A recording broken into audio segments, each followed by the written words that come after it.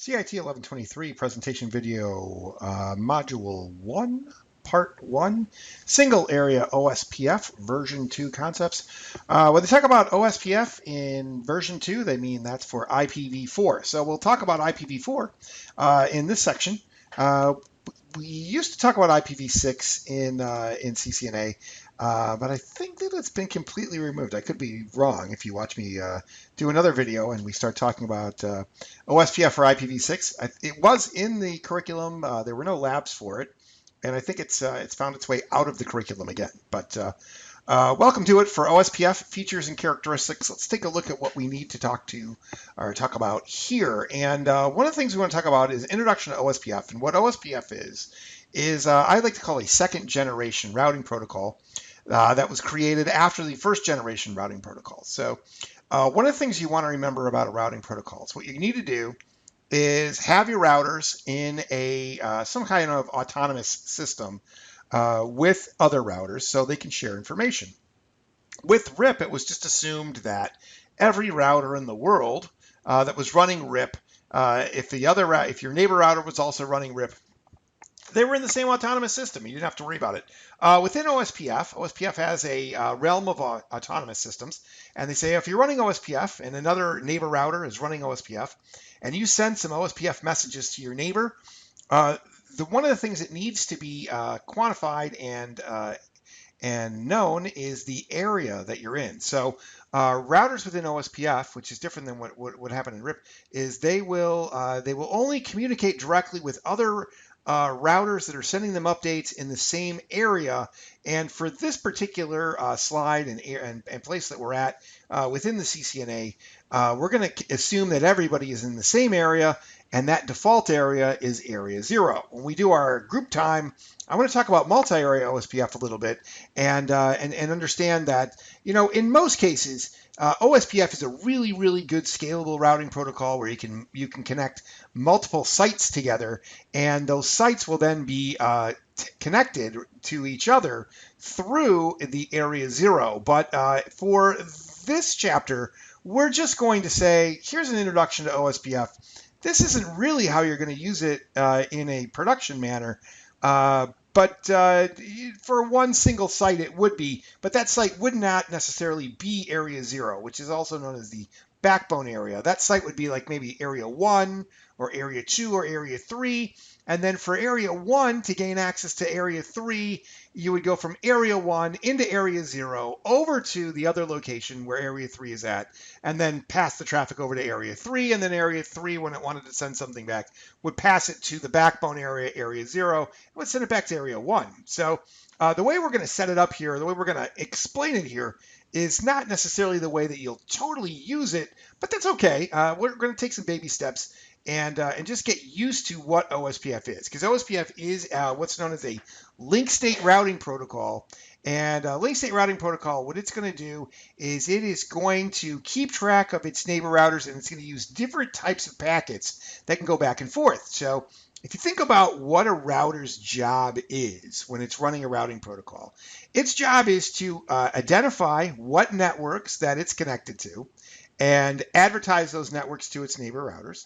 Its job is to take the information it learned from other routers and pass it along to other neighbors, information from some neighbors and give it to other neighbors. And it's also supposed to let you know that if something fails within the system, it can give you these failure updates, and it can create or provide a value for how much it would cost to get to any particular network within the system. So one of the goals that we have within routing protocols, within routing in general, is to get into a place called full convergence. And in full convergence, what you have is every router is aware of every network and has an idea of how to pass traffic to that other network. Now, as things change, or as the system changes, or things cause the system to change, like a network interface goes down, you can no longer get to a neighbor, your routers will reevaluate their level of full convergence and maybe adjust their paths to destinations. I hope that wasn't too weird right at the beginning here. So So keep that in mind. That's what they're getting into in this particular slide.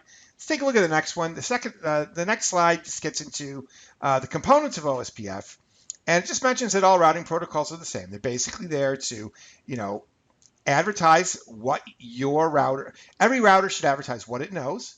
It will use a metric value to put a cost on what it's learned, and it will then keep track of its neighbors also to make sure that they are functioning. So what OSPF does that is interesting, or I guess a little better than what RIP used to do, is it uses different types of packets to accomplish these goals. So I want to make sure that my neighbor is responding and is functioning. Great. Okay. So in OSPF, we're going to use something called a hello packet.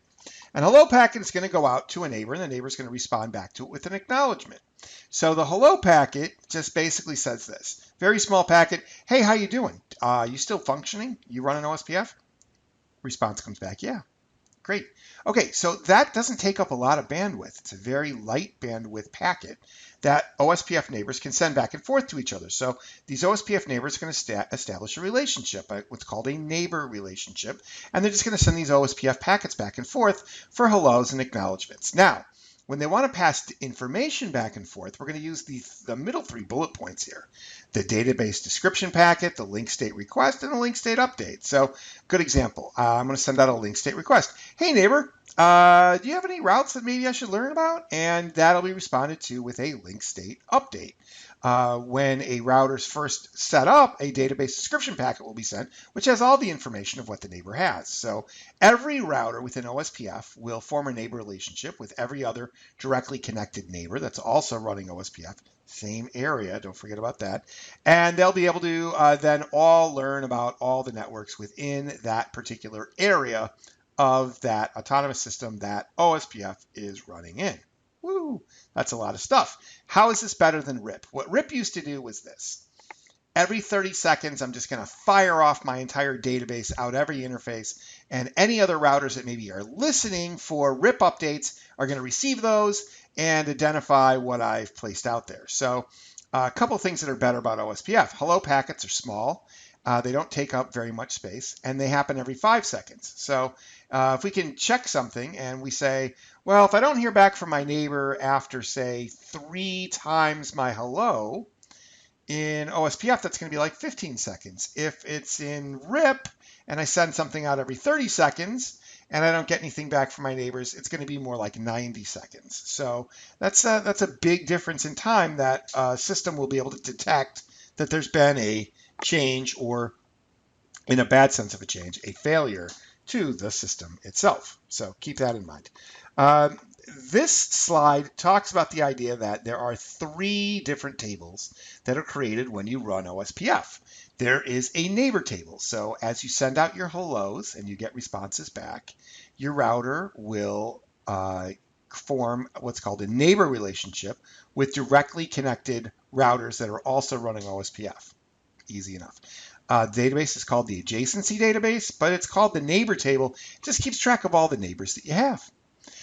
There is another table called the topology table. So once you form your neighbor table, you're going to ask your neighbors, hey neighbor, tell me what routes you know about and give me a metric value, give me a cost associated with each one of those routes, so I can determine if I get that particular network from another neighbor, I can take your cost versus their cost. I can find my lowest cost, and the lowest cost is what I'm going to use to forward my data towards that network. Simple enough. OSPF will remember all of these routes though. So if it gets 6, it is maybe a router has 6 neighbors and it has 6 destinations. Each one of its 6 neighbors has a path, a usable path to network X. All 6 of those paths will go into the topology table, and they will be ranked with the cost value. So one of them is going to cost the least, and one of them is going to cost the most. The other 4 are going to fall in, and we're just going to keep them all in the topology table. Great. Now, the best path, number 1, the one with the lowest cost, that one's going to go into the routing table, which is also known as a forwarding database. Everybody knows that. You've seen your routing table before. And as long as that route, that destination network, doesn't have a corresponding static route or isn't directly connected, which it shouldn't be, as long as it doesn't have an administrative distance value that's lower than OSPF, which is 110, then that route will be placed in the routing table. That will be the path that's used for forwarding. Now, the other five paths to that destination will just remain in the topology table. And if something is to happen to the main route, the second best route will, the main route will then be deleted, and the second best route would then move into the routing table. So what's great about that is if there's a change in the system, you already have a backup plan, a plan B on how to get to destination networks. It's all in the topology table. So OSPF does use more memory than, say, RIP does because it has 3 tables instead of just one, just the routing table.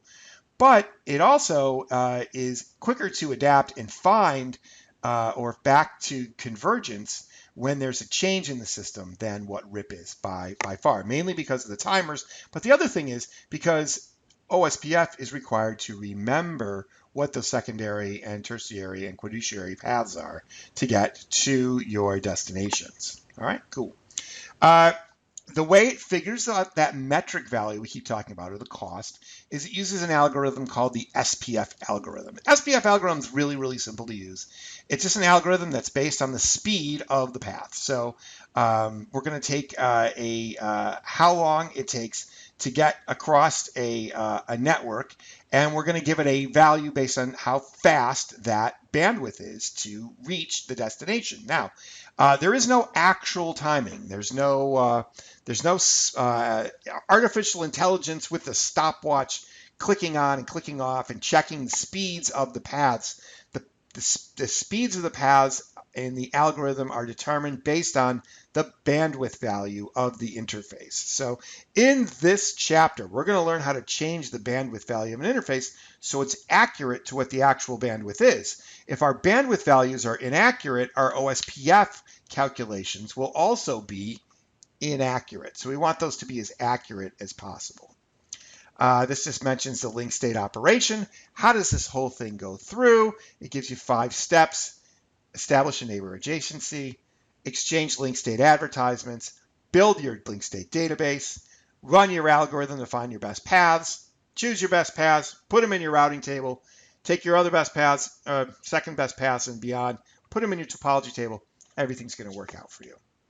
Okay, so in this case, we're going to talk about single area OSPF, and in this slide they show you single area, but there are single area and then there's multi-area, and I talked about that really in the first slide or so. I'd mentioned that the way that we're going to implement, the way we're going to learn this at first is not the way that you would actually use it in a live situation. The area 0 is the area 0 is a backbone area to connect locations together. OSPF is really scalable. So if you go to work for a large organization that has a lot of sites, there's a really good chance they're using OSPF between those sites and they're running multi-area. And each one of those physical locations will have its own OSPF area included, and the area 0 will be what's called the backbone area, or the area that we use to interconnect the other areas. This is not a really great slide to show that in that picture, but I hope you get the basic idea. This slide's a little bit closer to that, but usually area 0 will have many, many, many locations. So what's the advantage of doing this? It means that the changes that are made in area 1 are only going to be affecting what's going on in area 1. We will create what's called a summary route for area 1 to go into area 0. So essentially, if anyone in area 51 wants to send information to a network that's in area 1, it would receive that summary route and say, oh, I know how to get to that. I'll send it to area 0, and it'll go over here to area 0, go from area 0, and it'll move its way into area 1, and it will totally work. But if a specific single network in area 1 happens to go down, that's not going to change the summary route. So it's kind of like you're just withholding some information from your neighbors that they don't really need, right? So it does keep smaller routing tables. It can keep those updates keep those updates local and not running across the leased lines that you're paying for updates. and it just it makes it for a cleaner solution. So that's what they're getting to as far as the areas go here. Last thing about OSPF version 3. OSPF version 3 is just OSPF for IPv6. OSPF version 2 is OSPF for IPv4. So keep that in mind. There are no labs for OSPF version 3. I don't think in this version. I have to think back and like, man, we just put this version out not that long ago. I've only taught it a couple times, but I'm pretty sure that there is not any IPv6 OSPF labs. Since we're here and it's only a couple of slides, let's go through 1.2 OSPF packets, and let's take a quick look at the types of packets that are sent out through OSPF. So once again, I'm running OSPF, and my neighbor router is running OSPF, and we're both in the same area. We're going to pass information about our network statements to each other, and we're going to create a metric value or cost value associated with how far it is to get to my particular neighbor. Those packets that are used are the hellos and acknowledgements, and database descriptors, checks the database synchronization between routers, requests a specific link, or sends specific links. And that's it. It's really that simple. LSUs are link state updates, which forward OSPF packets. Link state LSAs are link state advertisements, which advertise OSPF packets. And here's just the fields that make up the OSPF type 1 hello packet. I don't know if anyone's going to ask you a question on that, but it'll maintain some basic information. Every router in OSPF has what's called a router ID, an area ID value as well, authentication if it's set up, network mask, so on and so forth, and some different intervals and some information about DRs and BDRs, standing for designated routers or backup designated routers. We'll get into those in a future presentation.